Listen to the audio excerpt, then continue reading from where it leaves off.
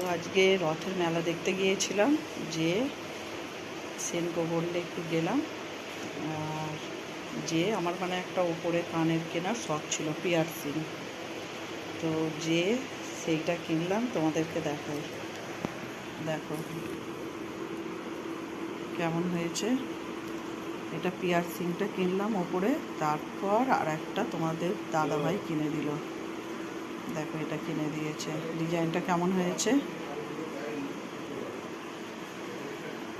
তো আমার তো খুব সেনকো গোল্ডের ডিজাইনগুলো ভালোই লাগে। দেখো আজকে রথে কিন্তু কিছু কিনি না, তো রথে আর কি কিনবো।